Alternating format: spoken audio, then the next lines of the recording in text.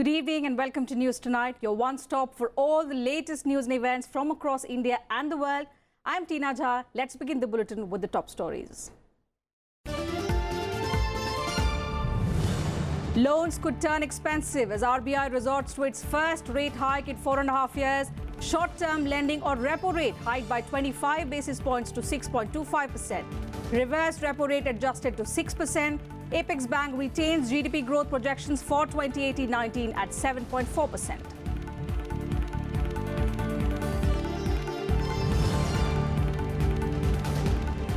Centre approves relief package of 8,000 crore rupees for sugar industry. Bailout package includes 4,500 crore rupees soft loan for building ethanol production capacity. Minimum selling price raised to 29 rupees per kg from the 25 rupees per kg rate.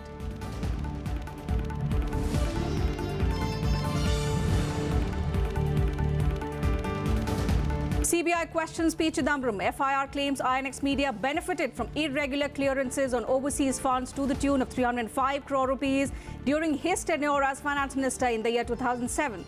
Enforcement Directorate also summons Chidambaram for questioning in Aircel Max's case on the 12th of June.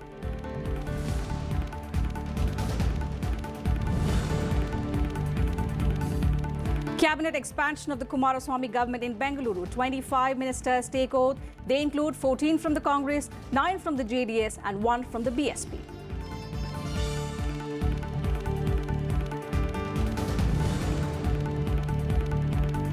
And Pranab Mukherjee reaches Nagpur for RSS event. Curiosity peaks about the former president's address tomorrow at the 25-day Tritiya Varsh training program of the Sangh.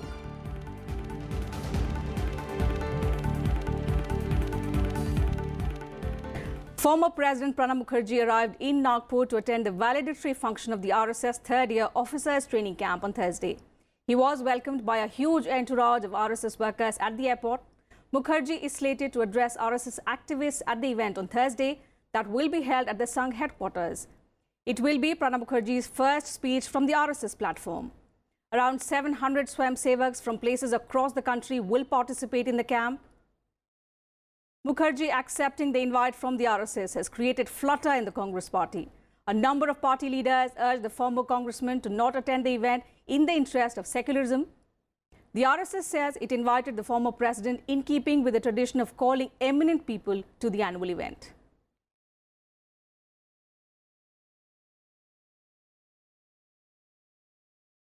And for more details on that story, we are being joined live from Nagpur by our editor-in-chief, Mr. Rahul Mahajan. A very good evening, sir. What is the reaction in Nagpur at the moment, especially in the Sangh Parivar, to Pranab Mukherjee's address tomorrow? Look, there's a lot of activities which are happening here at RSS headquarters before this 1 or 2 hours back.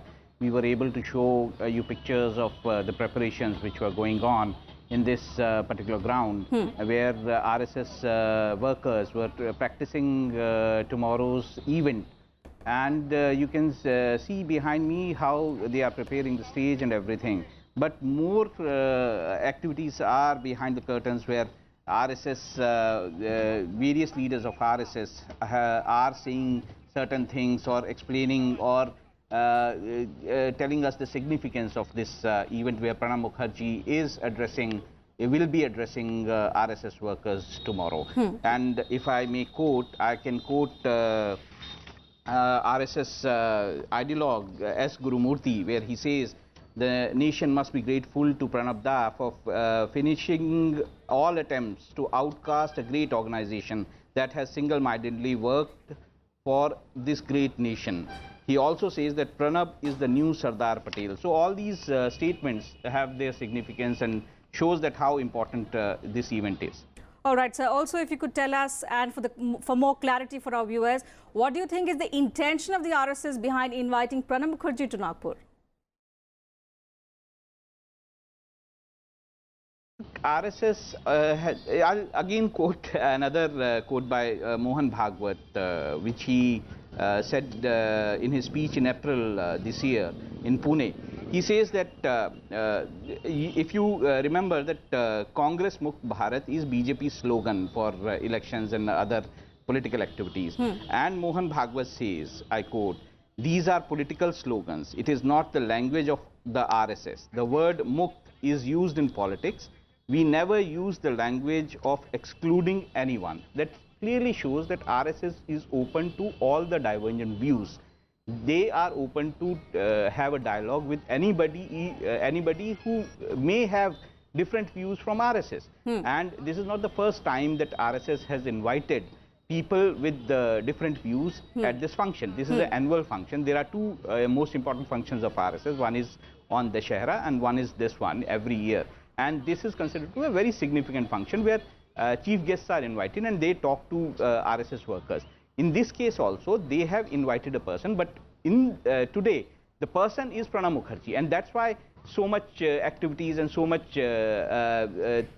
political, you can say, flutters are going on. Right, right. So like you said, political differences, Pranab Mukherjee has been a congressman. So given his views about the RSS in the past, why is the Congress worried about a speech by such a seasoned party leader?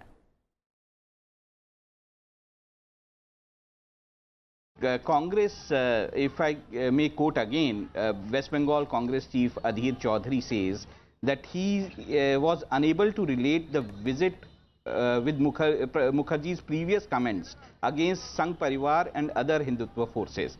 My question is, does he think his previous comments against RSS were wrong?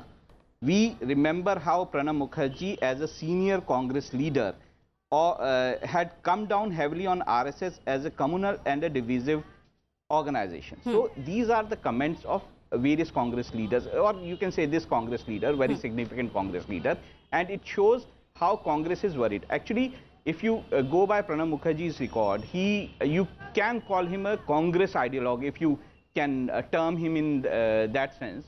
And he coming to RSS headquarters and delivering speech obviously gives a significance to RSS organization in terms of acceptability, which has been said by various RSS and BJP leaders. So if you look at this politically, it is a very significant thing when a Congress leader, where Congress has been so critical about RSS and BJP, he comes here and he delivers a speech or addresses RSS workers, and in a function which is so important for RSS. All right, sir. Many thanks for joining us and giving us those details. So like our editor-in-chief pointed out, the event has generated a lot of interest as well as controversy in the past few days. So tomorrow, all eyes will be in Nagpur, and we'll continue to track that story for you on our channel. At the moment, moving on to another story. The Reserve Bank of India raised the repo rate by 25 basis points to 6.25% from the earlier 6% in the June bi-monthly policy meet on Wednesday. The hike comes after a gap of 4.5 years. RBI also revised its retail inflation estimate for 2018-19. Sharp and durable increase in global crude oil price was seen as a key risk to retail inflation. All types of loans, including home and personal loans, could cost more now as the Reserve Bank of India hiked the key short-term lending rate. Repo rate, at which the central bank lends to banks, was increased by 25 basis points to 6.25%, and the reverse repo rate, the rate it pays banks for parking surplus funds, was hiked to 6%. The RBI also revised its retail inflation estimate for 2018-19 to 4.8 to 4.9% for the first half and 4.7% for the second half. The central bank retained its GDP growth projection at 7.4% for 2018-19. Inflation pressures have emerged in some key advanced and emerging economies, driven in part by rising commodity prices, especially those of crude oil and petroleum. Financial markets have been driven mainly by monetary policy expectations and geopolitical developments. The market settled higher after the central bank maintained its neutral stance that allows flexibility to the bank to go either way on rates. Following the announcement, the BSE Sensex closed higher by 275.67 points or 0.79% to 35,178.88, while the Nifty 50 rose 91.50 points or 0.86% to close at 10,684.65. As far as the industry sectors are concerned, despite the low interest rates, have not been able to make use of the opportunity because the capacity utilization has been still at a very, very nearly around 60 to 65%, and that gives a huge room for further giving a push to the demand. The Reserve Bank of India also said that it will allow urban cooperative banks to voluntarily convert themselves into small finance banks. Kriti Mishra, Rajya Sabha TV. The World Bank has forecast a growth rate of 7.3% for India this year and 7.5% for the next 2 years, making it the fastest growing country among major emerging economies. In its June 2018 edition of the Global Economic Prospect Report, the World Bank said that the growth projections reflect robust private consumption and strengthening investment attributed to the major economic reforms and fiscal measures undertaken by the Modi government. The global economic picture painted by the bank is not as rosy as it is for India. It expects the global growth rate to go down to 3% in 2019 and 2.9% in 2020. In a meeting chaired by Prime Minister Narendra Modi, the Union Cabinet approved a mega relief package for the cash-strapped sugar industry. The Cabinet also took decisions to give a major boost to India's space program. Here's a look at some of the other decisions taken in the meeting of the Union Cabinet on Wednesday. The Union Cabinet on Wednesday approved a mega bailout package of 8,000 crore rupees for the sugar industry. The move is aimed at helping cash-starved sugar mills to clear dues of 22,000 crore rupees. चीनी रखने के एवज में भारत सरकार जो है चीनी मिल को 1150 करोड़ रुपया एक साल में देगी। 1175 रुपीज करोड़ रुपीज तो वो देगी। और उसके बाद दूसरा ये निर्णय लिया गया कि चीनी का जो न्यूनतम मिनिमम क्या कहते हैं कि जो प्राइस होगा वो एक्स मिल प्राइस जो है वो तय किया गया है मिनिमम वो है 29 रुपया है। Mill owners are reportedly unable to make payments to cane growers due to a sharp fall in sugar prices after a record production of 31.6 million tons in 2017-18. The relief package includes creation of a buffer stock of 30 lakh metric tons of sugar for 1 year, enhancing ethanol production capacity with a soft loan of 4,500 crore rupees. The government has also fixed the minimum selling price of white or refined sugar at 29 rupees per kg. In a major boost to India's space program, the Cabinet approved the funding of Geosynchronous Satellite Launch Vehicle or GSLV Mark III continuation program at an estimated cost of 4,338 crore rupees. The Cabinet also approved the Polar Satellite Launch Vehicle continuation program and funding of 30 PSLV operational flights under the program. This at the cost of more than 6,000 crore rupees. Private भागीदारी का भी प्रयोग आरंभ किया गया है of the private participation which was not being considered earlier. और GSLV Mark III 2017 में 5 जून को एक लॉन्च हुआ था, एक 18 को 2014 में, और इसको चूंकि आगे बढ़ाने के लिए राशि निर्धारित करनी अनिवार्य थी, आज कैबिनेट ने इसको मंजूरी दे दी है। इसके अतिरिक्त PSLV का हमारा पहले से ही एक कार्यक्रम चल रहा है जो पोलर सैटेलाइट लॉन्च व्हीकल होती है, उसमें अब तक लगभग 43 हमारी लॉन्चिंग्स हो चुकी हैं। उसके लिए भी GSLV के अतिरिक्त उसके लिए अलग से 6,573 करोड़ रुपया निर्धारित किया गया है। Besides this, the Cabinet also cleared the construction of 9.9 kilometer long 6-lane bridge across the Ganga on NH96 in Allahabad. The bridge will be built at a cost of over 1,900 crore rupees. The Cabinet also approved revision of wage structure and allowances of Grameen Dak Sevaks of the Department of Posts. Over 2,60,000 rural postal employees will benefit from the wage revision. Ravindra Singh Sharan's report for RSTV. President Ramnath Kovind on Wednesday gave assent to promulgate the Insolvency and Bankruptcy Code Amendment Ordinance 2018. The move will provide relief for home buyers facing hardships due to incomplete real estate projects. The ordinance proposes to classify home buyers as financial creditors at par with lenders to help them swiftly get refunds from the defaulting real estate companies. The ordinance also empowers the government to provide a special dispensation and relaxation under the Insolvency Code for micro, small and medium enterprises. Prime Minister Narendra Modi gave a clarion call to the nation to make Innovate India a mass movement as he interacted with young entrepreneurs through video conferencing.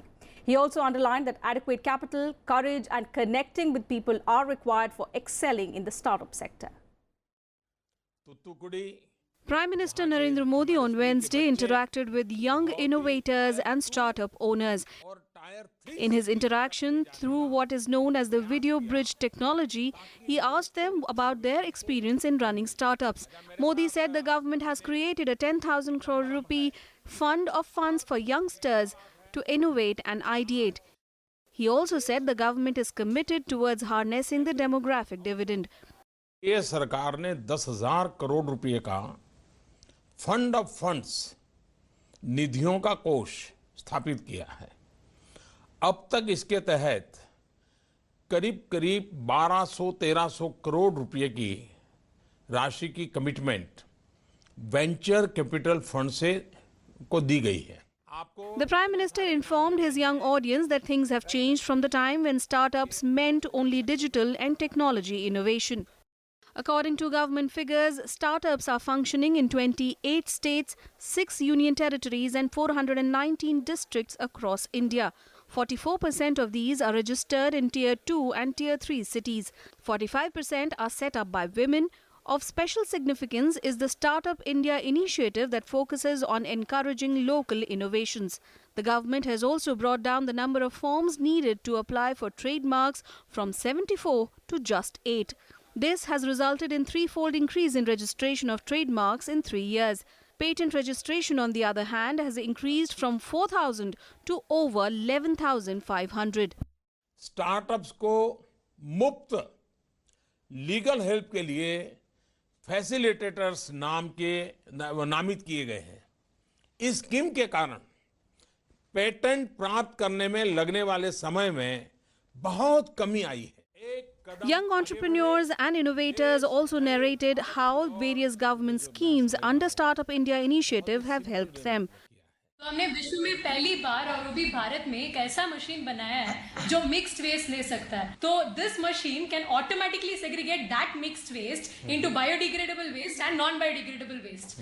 To एन biodegradable waste से आप manure, compost, biogas बना सकते हो और non biodegradable waste से आप तो पता है रिसाइकलिंग कर सकते हो। हमारा स्टार्टअप फार्मर से एग्रो वेस्ट खरीदता है और एक नई टेक्नोलॉजी से एंजाइम प्रोडक्शन करता है। वो हम पोल्ट्री, कैटल और फिशरीज फीड में सप्लीमेंट करते हैं, जिससे ना ही उनका फीड सस्ता होता है बल्कि एनिमल प्रोडक्टिविटी भी बढ़ती है।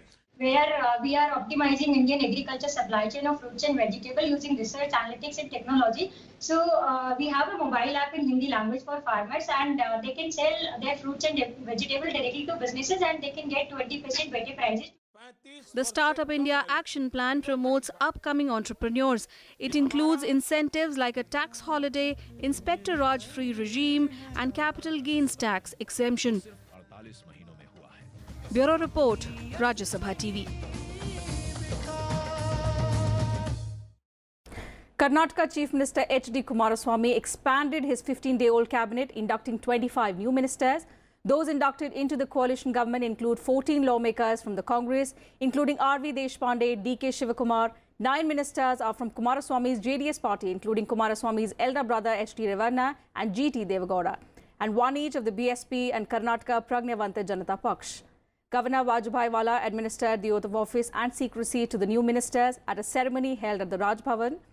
After this expansion, there are 6 vacant ministerial positions left for the Congress and 1 for the JDS. We are forming one coordination committee. Whatever decision we have to take, we will take it in common minimum program which we are going to formulate. According to that, our government will run. To develop my state, whatever the positive direction I have to take, for that actually we are abide for that direction. Former Finance Minister P. Chidambaram was questioned by the CBI for nearly 4 hours on Wednesday in connection with the INX media case. After the questioning, Chidambaram said he had appeared before the CBI and the FIR did not contain any allegations against him. The CBI had registered an FIR on the 15th of May last year for alleged irregularities in the FIPB clearance to INX Media for receiving overseas funds to the tune of 305 crore rupees in 2007. This was when Chidambaram was the finance minister. Former media baron Peter Mukherjee and his wife Indrani are already being probed by the CBI. Meanwhile, the Enforcement Directorate has also summoned Chidambaram on the 12th of June for a second round of questioning in the Aircel Maxis money laundering case. He was earlier questioned by the ED on Tuesday for over 6 hours.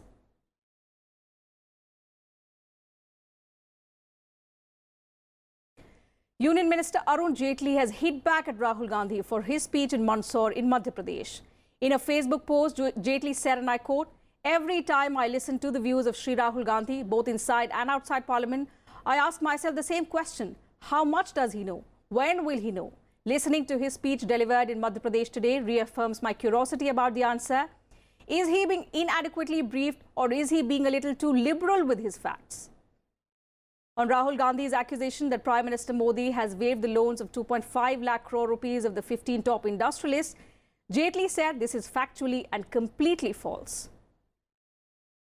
In his rally in Mandsaur, Rahul Gandhi had promised a loan waiver to the farmers of Madhya Pradesh if the Congress government comes to power in the state. He accused the NDA government of ignoring the farmers' plight.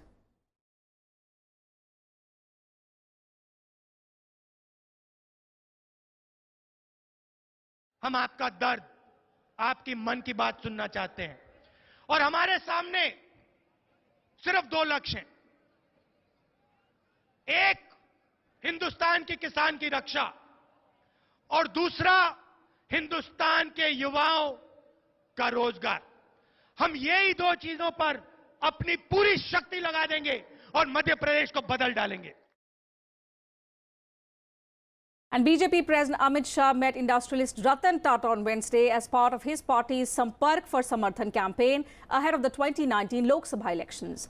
Maharashtra Chief Minister Devendra Fadnavis, BJP State Unit Chief Rao Sahab Danve and other party leaders were also present at the meeting held at Ratan Tata's residence in South Mumbai. During the 30-minute meeting, Amit Shah discussed the achievements and initiatives of the Modi government in the last 4 years. The BJP president also called on actress Madhuri Dixit. He presented her with a booklet containing the achievements of the BJP-led central government in the last 4 years. Madhuri's husband, Sriram Nene, who's a surgeon, was also present during the meeting.